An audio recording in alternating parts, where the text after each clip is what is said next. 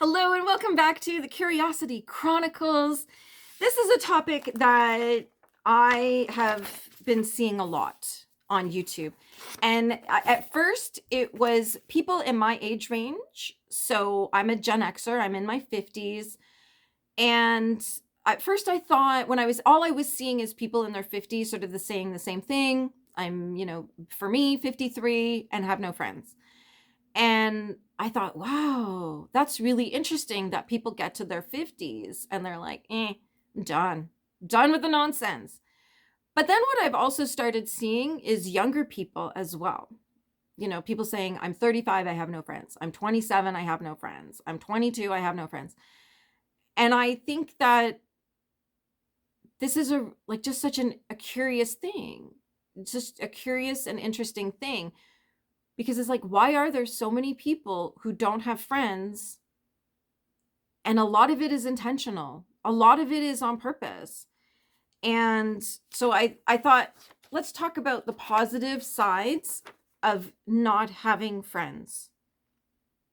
And before we do that, sort of some of the negatives. Like, I know for me, the negative side, sort of the downside, is that I don't have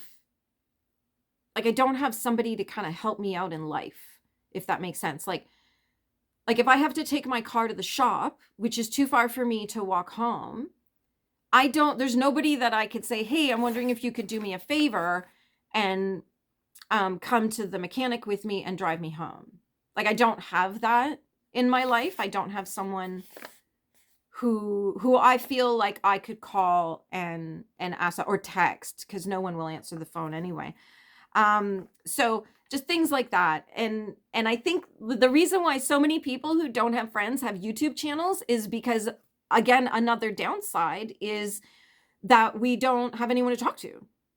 All the thoughts and ideas and things we would talk about if we had friends, we don't have anyone. So we create channels. So at least we feel like we talked about something with someone. Hopefully somebody's out there watching. So I came up with 10 reasons why having no friends is the best experience. So we're gonna flip the script on this, and we're gonna make this a positive experience rather than a negative experience. Number 1, unlimited freedom. So I have the freedom to make decisions without considering anybody's opinions or feelings. And this means I can put my own needs and desires first in my life. I can prioritize me because I don't have to worry about anybody else. Right?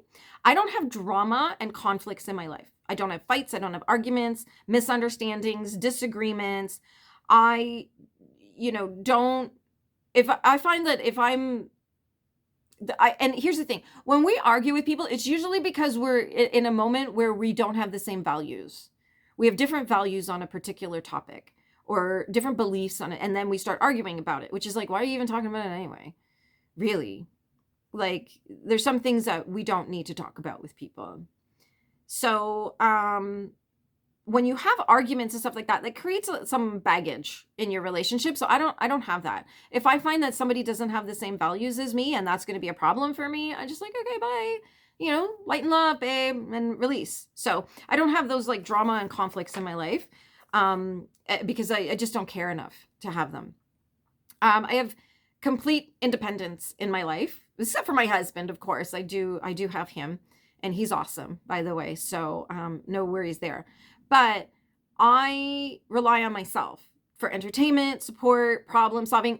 If you watch my video about my trip to Ottawa, I spent the first 3.5 hours in a crisis and solving my own problems, and had every problem I had that morning from one incident. I got it all solved myself through phone calls on a 3.5 hour road trip.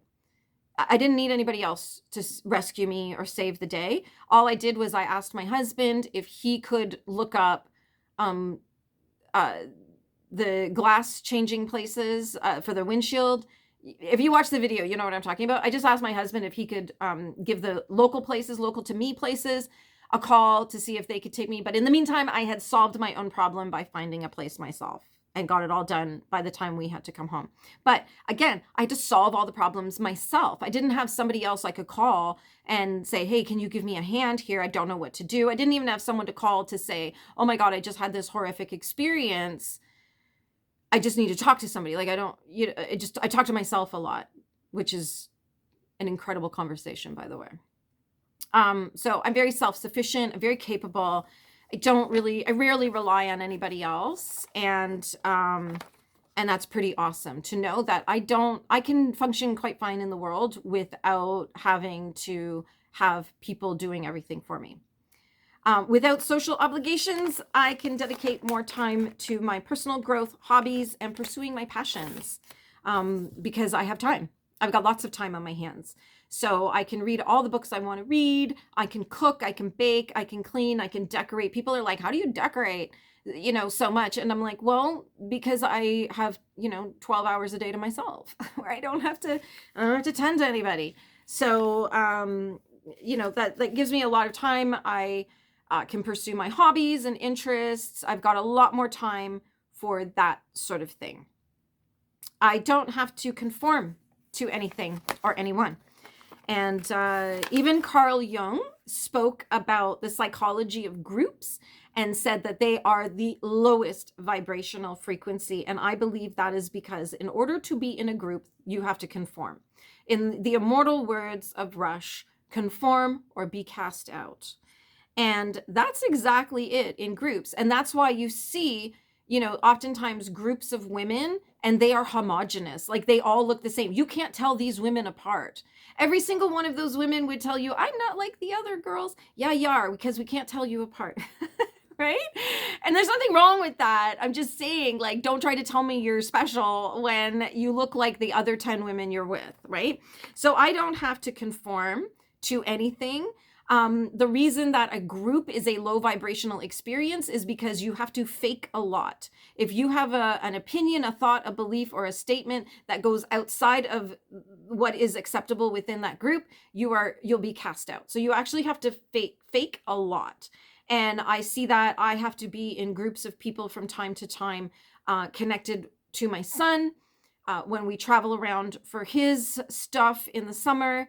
And yeah, I've sort of disconnected myself from the whole group of these people, not out of hate, but out of self-preservation, because it's exhausting for me to have to pretend to be something I'm not, and to listen to them yip-yapping and spouting their opinions under the belief that everybody else there agrees with them. So yeah, I don't have to conform to anything, and I can just be me. Financial savings. I don't have to spend money on gifts for other people. I don't have to worry about bachelorettes, baby showers, wedding showers, birthday party. I don't have to worry about any of that. I don't have to spend any of my money on other people. And I don't have to spend money on outings, you and your 50 best friends go out for dinner.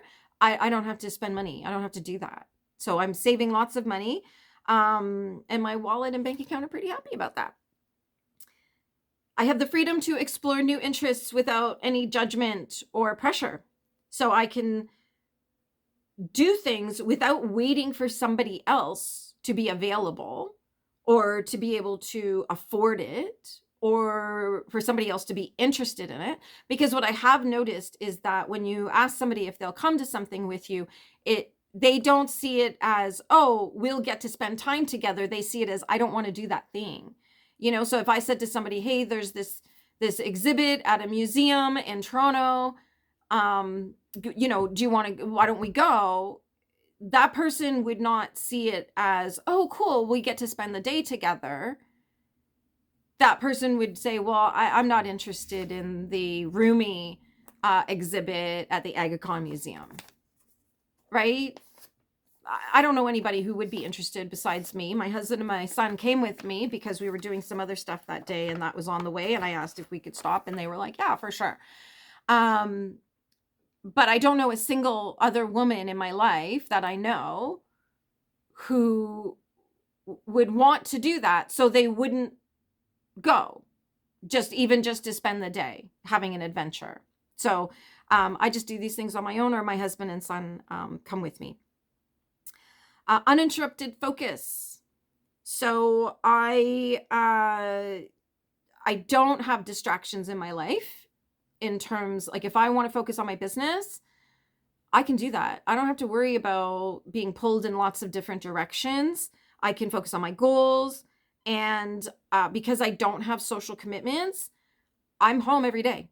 I can set aside 4 or 5 hours every single day just to focus on my goals, my dreams, my business, myself, my house, like whatever it is. And then, of course, I shift gears throughout the day, because then when my son comes home, he's got his activities, dinner time and blah, blah, blah, blah, blah. So there. And being alone teaches you to enjoy your own company. And that takes a lot of self-acceptance, which, a lot of people, I'm sure, could probably work on. I know I probably could. So yeah, it's just being able to be alone and in solitude and be good with that. Like, not just, oh, I can tolerate it when I have to, but like be good with it. There's nothing I crave more than some alone time, believe me. So yeah, I'm totally good with it. I've known people in my life who can't stand to be home alone, because they have to be home alone with themselves. So they're constantly trying to find ways to go out and just be with. I knew somebody who used to just go walk around the shops all day until her husband came home from work, and then she would go home. I don't get it. And of course, energy preservation. I don't have to invest my energy in relationships. So this leaves so much more energy in my life for all the things I want to do, and the people that I love, like my husband and my son, and all of the things that I like to do that take energy and time. I've got it. I'm not being spread thin. Absolutely not. I can focus 100%. And so, yeah, those are the reasons why it's pretty good to be friendless, to be pretty alone in life, in the world. And it's really interesting, because people will always say to me, but you know so many people. Yeah, I do. If I go downtown, I live in a small town. If I go downtown, probably 20 people will stop and say hello to me easily on any given day. If I sit in the library long enough, I'll get nothing done. People are like, why don't you go to the library to work? And I'm like, because I'll get nothing done. Because I'll sit there with my laptop and my notebooks and all the things I need, and I will spend the entire day just talking to people that come up to me and say, hey, how are you? You know what I mean? So I know lots of people, just none of them include me in their life. They don't invite me to anything. They don't have any contact with me other than just saying, hey, in the street. I don't get DMs from people. I don't get invitations. There's nothing like that. So they're not my friends. They're people I know. And I think we need to really start making a distinction, because I actually had somebody a few years ago introduce me to her parents and say, this is my friend. And the look on my face must have given me away. I might not have been very good at hiding my face that day. Because I was like, oh, didn't know that. Didn't know we were friends. And she like literally looked at me and said, like, we're friends, right? And I was like, yeah. In my mind, I'm thinking, you should probably start acting like we're friends. Do you know what I mean? Like, I just was like, what the heck? How would you? No, we're people who know each other. We're just two people who know each other. That's it. So it's important to recognize when someone is actually your friend and when they're someone that you know. I'm not very good at having groups of friends. I never have been my whole life.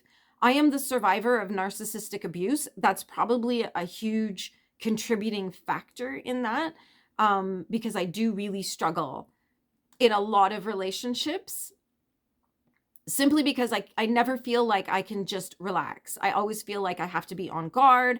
I always feel like I'm being about to be betrayed, about to be backstabbed, gossiped about. And usually I'm right, because I recognize it when I see it, because My mother is a covert narcissist. I recognize that behavior when I see it. So it definitely creates challenges in life. I've talked to a whole lot of people in the same boat, and we've had very similar life experiences. And it's interesting how many people, when they're talking about not having friends, the word narcissist comes into it, that they've had dealings with narcissists and they're like, I can't do this anymore. So yeah, that's my little explanation on why I believe people are friendless, the benefits of being friendless, and what's, just kind of what's happening in the world. If you think that maybe you could start doing something that would build friendships, and that's something that you want, do that. Maybe sit down and make a list of all the things that you believe a friend should be to you, and then start doing those things. If you want to build friendships, if that is something that you desire. I know there's people who are like, nope. There's a guy that I follow, and he put out a video, and he said anytime he meets someone new who wants to be friends with him, he just thinks to himself, what drama and craziness are you bringing to my life? Right? And I thought, yeah, I can see it. I can see it. Anyway, let me know what you think. I would love to hear your thoughts and opinions. Let me know in the comments. Don't forget to subscribe, share the love, leave a comment, let me know you were here. Like, click all the hearts, do all the things, and we'll see you next time. Have an amazing day.